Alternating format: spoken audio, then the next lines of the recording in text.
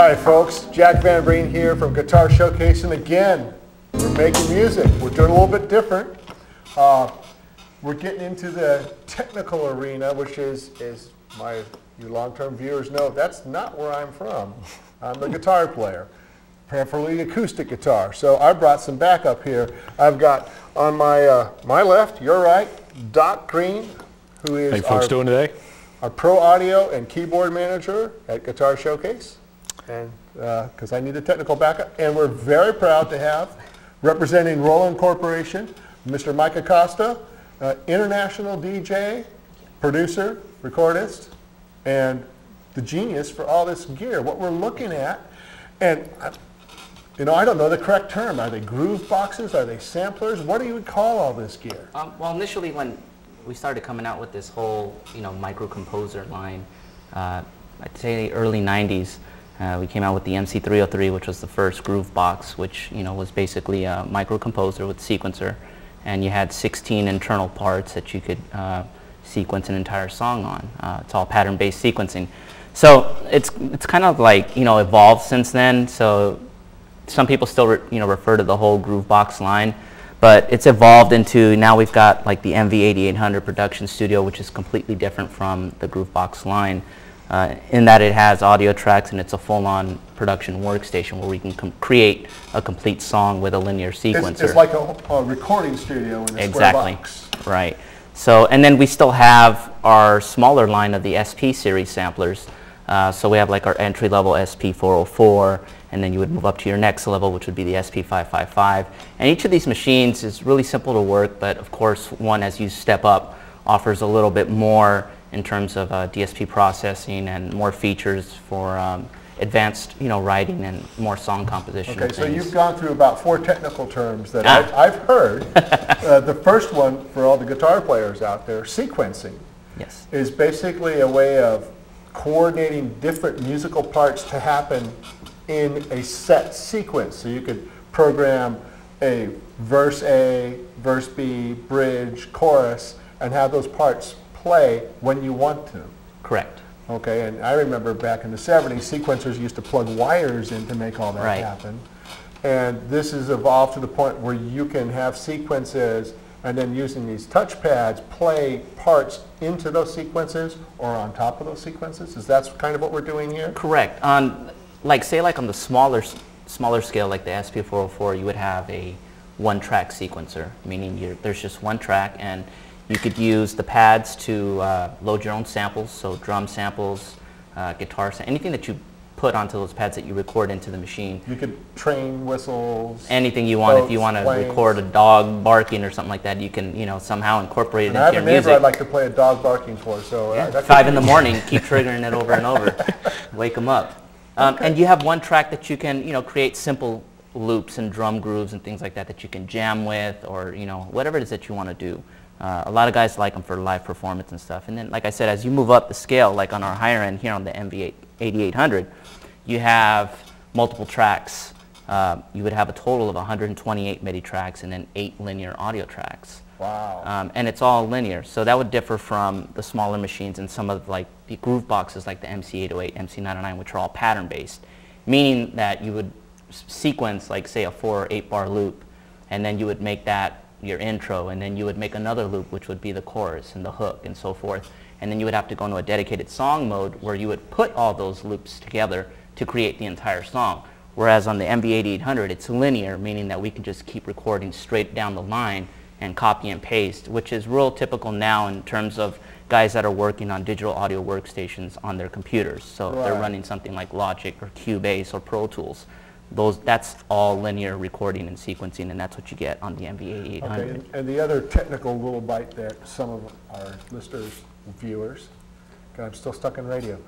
Viewers, my DSP snuck through there, and DSP, digital signal processing. Signal processing, which allows you to take these sounds that you sample, and like a guitar or a voice or a synthesized patch or something off of, I see we've hooked up iTunes here, and then change pitch or color or add special effects. Yeah, I mean, technology has really come a long way from back when I first started, and all you had was a simple reverb or a delay, and you're like, oh, that's cool, you know. And then you would basically have to buy separate, you know, effects units to do specific things. You'd have one effect unit that would do flange and reverb, and you'd have another effect that would do distortion, whether it be a guitar pedal or something. You know, I used to run drum machines through that just to get a really distorted kick drum. You know, and now, you know, with machines like the SV555, all those effects are built in the machine. So you have a variety of, like, say, about 40-some different effects that you can choose from, you know, right out of the box, and just run signal through it, and then you can process all this stuff in real time. Hence, so you can record your voice and then add those studio type effects. Right on board. That when I started back in the day, a good reverb unit would cost, well, a good reverb unit would cost about $2,000. And people go, well, $2,000. Let me add to that. You could buy a modern mid-size car for $19,500 when you were buying $2,000. So we're talking a couple of years worth of minimum wage to get a reverb unit. And here we have pieces like the 404 Streets for about $400. Yeah, I'd say about under 500. Under 500, and the 555 is under 7. So incredibly powerful sonic capabilities for not a lot of money, relatively speaking. Yeah, and they're also, what's really great about them is that they're very lightweight and portable. I think that's another big thing for a lot of guys that are doing, you know, live gigs, is the ability to take something, kind of backpack it over your shoulder and be ready to go. And great thing about the 404 is that it's actually, you can run it off batteries. So this is cool, like if you're having to take the bus, or you're waiting for the bus and you get ideas. There's been times where I've been out of town, where, let's say I've been in New York, and I've taken the 404 with me, and I've been down in the subway, and I'll just turn on the internal mic and I'll start sampling the subways passing by, and just noise overall from down there. And then sometimes there'll be trash cans, and I'll kick it really hard, to get like this tail end, pick up the reverb of the subway. And I'm giving you guys some little tips and secrets and stuff, but you take those sounds, and then you can drop them onto the pad, and then take a normal analog kick drum, or let's say acoustic drum, and then you can resample those two together, and now you have like this massive boomy kick, and again, it's all about being creative, and that's what's really cool with the 404 is that, it's battery operated, so you can take it anywhere you want. You don't have to plug it in, and built-in mic, and literally record anything you want. And with the 404, it uses a sound card, a memory card. Compact flash. Compact flash. You can then take those sounds out of the 404 and transfer them into the 555 or into your production system. Right. You would have to convert it from the 404, but the cool thing is that actually with the SP555, this actually has a wave converter software that comes with the unit. So right out of the box, there's an actual software, works PC or Mac, and you can connect a compact flash card to your laptop, like I have over here, and you can basically drag and drop any samples that exist on your internal hard drive or maybe on an external FireWire drive. And the software has the little pads, so the interface looks really cool. And you just put those samples right onto the pad, save it, take the card out, and then you could put the card into the 555, and all your sounds are there. So it makes it real simple to import new sounds and create customized drum kits. So you could, both units together work really well. Oh yeah. Now I remember probably about 7 or 8 years ago when I was in a hard rock, or trying to be a metal band at the time. I had kind of gotten into the looping thing a little bit, and sampling and stuff, and I had gotten an MC505 and tried to incorporate that into my band, but I was the only guy in the band that was into it, so right. Unfortunately that didn't work so well. But now our regular bands, guitar and drum based bands, still trying to get into this stuff and doing loop based stuff in their bands. There's a whole new trend. It's not just now, it's actually been taking place over a while that I've seen. Mm-hmm. And you've got a lot of really great bands out there that are now starting to merge, the DJ producer type of guy that's coming in and adding his flavor to the mix. Right. And they're using samplers and synthesizers. I mean, you're talking about bands like, say, like the Killers and Sublime, Ozo Motley. Right. I think Linkin Park. I think it was Incubus that got me into it. Linkin Park. And, you're bringing in samplers, which is basically expanding your horizon on the type of sounds that you can get. Right. And everything. It doesn't necessarily mean that you're not a hard rock band anymore. And I think that's where some guitar players and some guys may fear that if they start using this stuff, then they're not true rock bands. And it's like, it's not really about that. It's about expanding your horizon and your whole package and stuff. Yeah, And it's With the use of samplers, it's great. I mean, you could literally do anything you want, layer sounds, come up with unique sounds that would actually separate you and set you apart from other typical rock bands that are kind of like a dime a dozen at times, you know? Right. Well, we get afraid. I remember there was a very well-known horn band from the town of Chicago that when the keyboard player got an ARP 2600, the horns started going, where's our gig going? And of course, you couldn't replace the horns.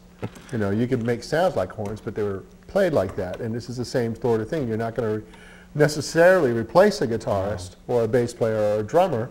You're going to enhance what they're doing. Exactly. Unless they're not very good, in which case they need to be replaced by another drummer anyway. So. Yeah, there you go. You know, you got to have some talent, you know. But yeah. I think it's great just to be able to merge, and I think that's kind of like what it's all about, and what a lot of these bands are doing now is really doing a nice merge. You're starting to see a lot of rock bands that are now, you know, infusing their music with hip hop. You know, whereas before they were very separate. You know, and now, you know, you got all these new groups that are coming out, and even hip-hop artists themselves that have several cuts on the album that have guest appearances by guys from like Korn and, you know, things like that, where they're merging and fusing these music styles together. So it's really cool to be able to see, you know, electronic, you know, music and samplers and hip-hop kind of merging with rock and acoustic instruments. It sounds great. Right. You know? Personally, I think whatever makes it sound better, go for it. Yeah, we're fine. It's something I like to see. Again, dating myself, back when I was growing up, you didn't have all these different, I mean, you had different styles, but you had one radio station that was playing pop music. And so you'd hear James Brown next to the Beach Boys, next to the Beatles. And you got used to all that diversity of tones, and you got to hear a lot of really good music. And it's nice to see that that's coming back, where all the different artists, you know, are crossing over and doing things. And again, dating myself, but Kid Rock, who was kind of a white rock guy, doing country. Yeah. What? Where'd that come from? You know, with Sheryl Crow. You know, and that more and more that's happening, which I see as a really positive thing, because it allows people to get different flavors, and they also get to hear the good stuff of those different flavors. Instead of flipping to a hip-hop station and hearing one of the B cuts of a guy who's never going to go anywhere and going, oh, I hate hip-hop, because they didn't hear the right stuff. Exactly. And I think also, too, it opens up the doors for a lot of the younger generation that may not know too much about country music or too much about rock music. Maybe all they know is hip-hop because that's all they've heard on the radio, like in Los Angeles. You know, it's like flooded with that.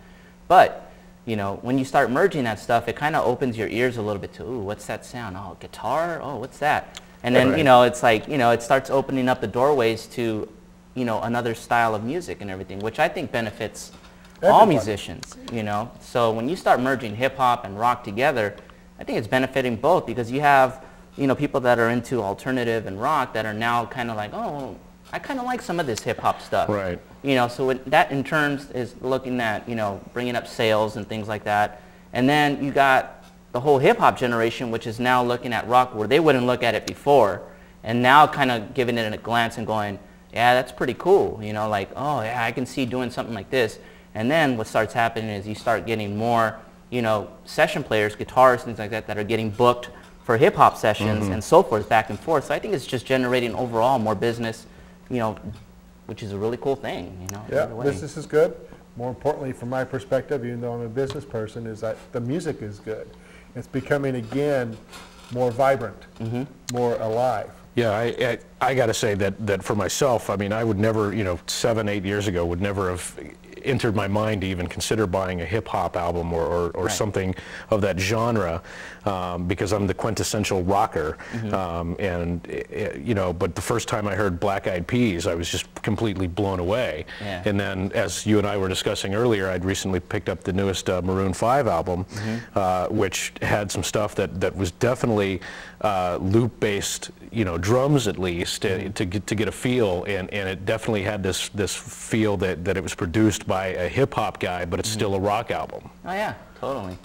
And that's the great thing about it. And even myself as a producer and remixer, it's like being open to that kind of stuff is also, you know, sometimes I'll get hired for, you know, a house remix or something, and like this, it happened one time where I got, you know, hired to do this remix on this label, and it was supposed to be a dance remix of this song that this girl did, And for some weird reason, I just decided, yeah, that's just not what I'm feeling on this track, and I wound up doing a very dubby, you know, down-tempo kind of chill track to it.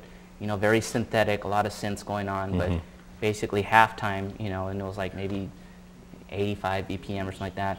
And I submitted it, you know, and I was kind of just like, oh, well, they're probably going to kick it back because that's not what they asked me to do, you know, and they listened to it and they're like, yeah, we'll get back to you. I was like, okay, and they let the artist hear it, and she totally flipped and dug it, you know, because it was something completely different than what all the other mixes were, you know, and then, so they decided to pick it up, and then that actually wound up getting picked up for a TV sitcom, you know, and everything, which was cool, which is something that I never even thought would even happen, you know, so again, it's just kind of like, and that's just for me being influenced from other types of music that I was listening to, and I was like, oh, let me try to do this, and it worked out great, so I think overall it's great. Oftentimes when you do something that you feel inside as the right thing to do, in spite of what everybody else is saying, you'll do something that will inspire people to open up and go, oh, wow.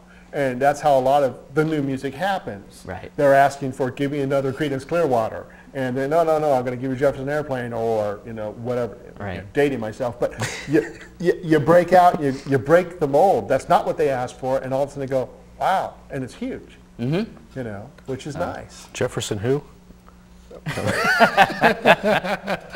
You know, I'll take you into the archive sometime. Oh, okay, and thanks. give you a real education. Well, so we've been talking about this gear a lot. Can you give us a little bit of demonstration of the 404 and what its capabilities are? Sure. We didn't put fresh batteries on it, so it's not we can't demonstrate that part. It's but a little bit of the fine. features, and then I'd really like to see some of the stuff that the 555 has, because I've played with it a little bit at the store, which is scary for an old white guy to be playing with this stuff. But You'll have the up on most others. So. yeah. So you talk to me about these pads. Okay, so the 404 is your basic entry-level sampler that we offer, you know, from Roland. Again, the price point of this is like under $400. But the whole thing is basically sampling. You plug something in, you can record it, and then drop it right onto a pad. Now it can be drums, it can be vocal samples, you can plug a mic into this, or it does have a built-in mic that you can speak into and then apply effects and things like that to as well.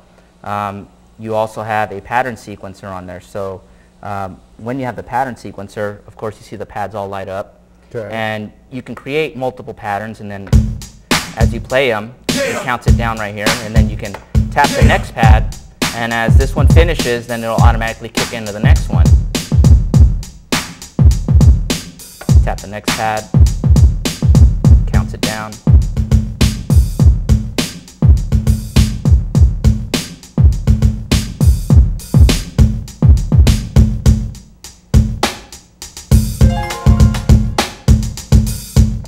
So you get the idea, is you can kind of create a whole song. So for live performances, this is really great when you're out, you know, something so small that can have all your drums and backing tracks on it.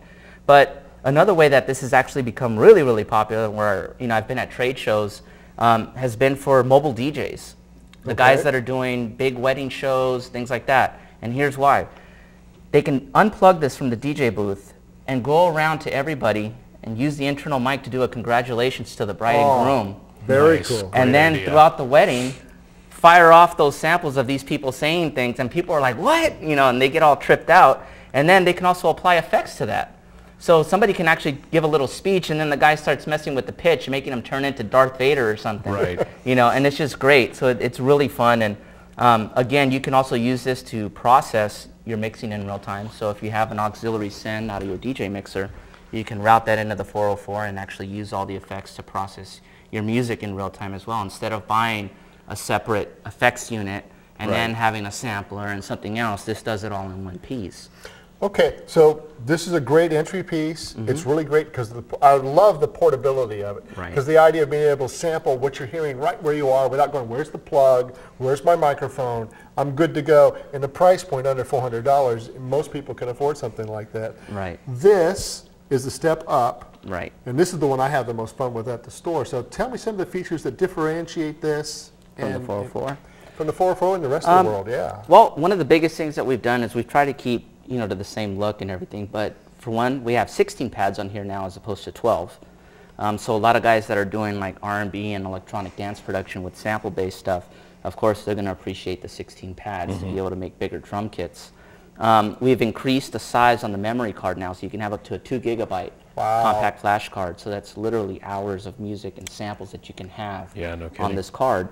The cool thing about this though is that everything streams directly from the card. So you can have loops and everything on here. There's no load time or anything. Whatever you record, whatever you do, whatever you sequence, whatever you loop automatically goes directly to the card. And so that you don't have to remember, oh, I got to save or I got to do this. Everything's instantaneously to the card, which is really cool.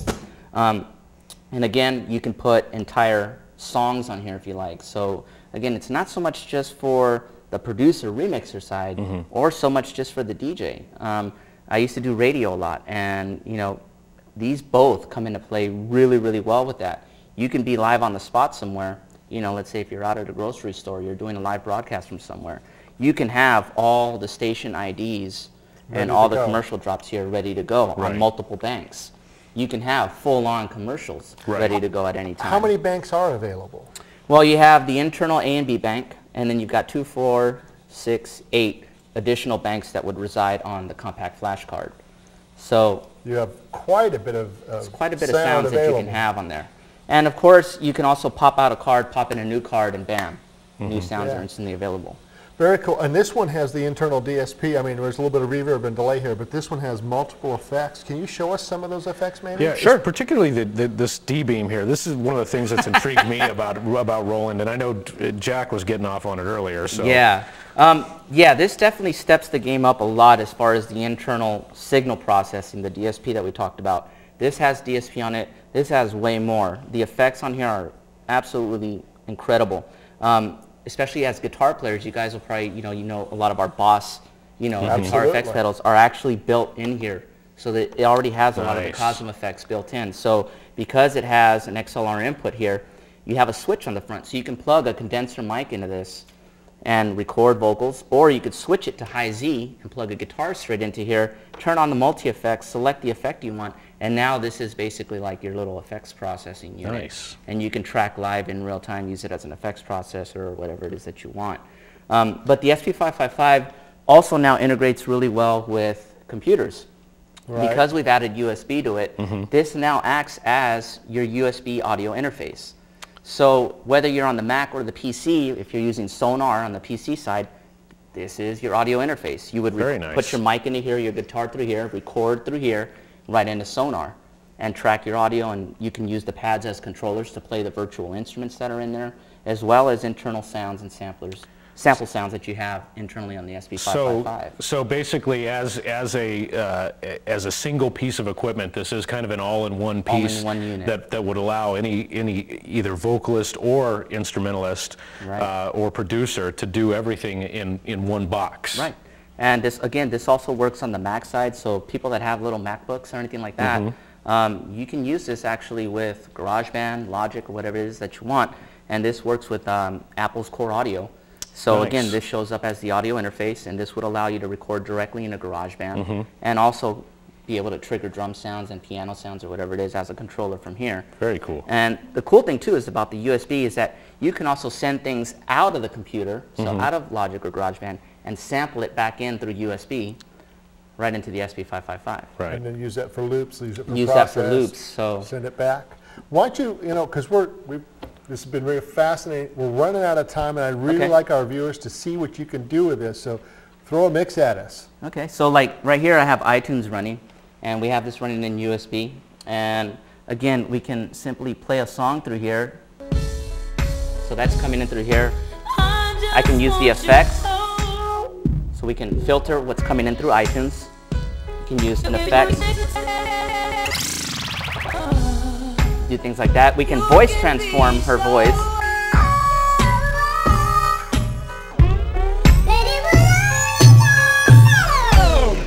Very flattering. So you can do really cool things like that. You can even filter through the D-beam.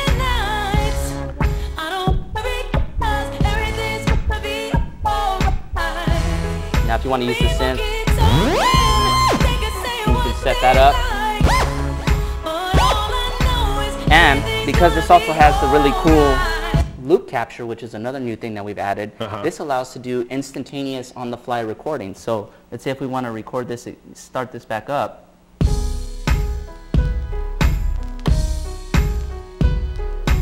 Okay, hit stop iTunes. So now it's looping. And then I can go to any of my pad banks here.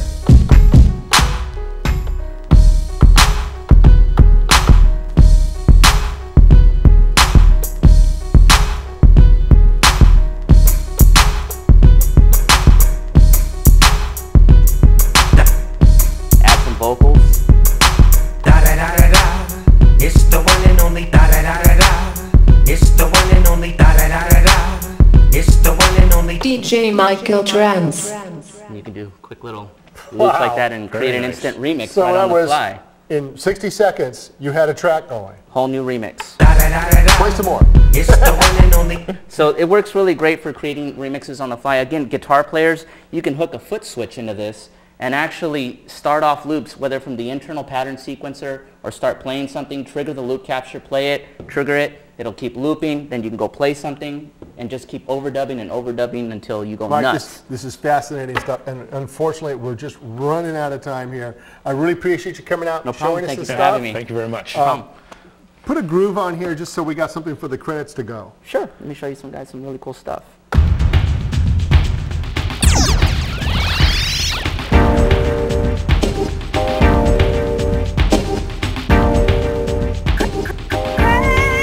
I feel you creeping, I can see it from my shadow. I feel you creeping, I can see it from my shadow.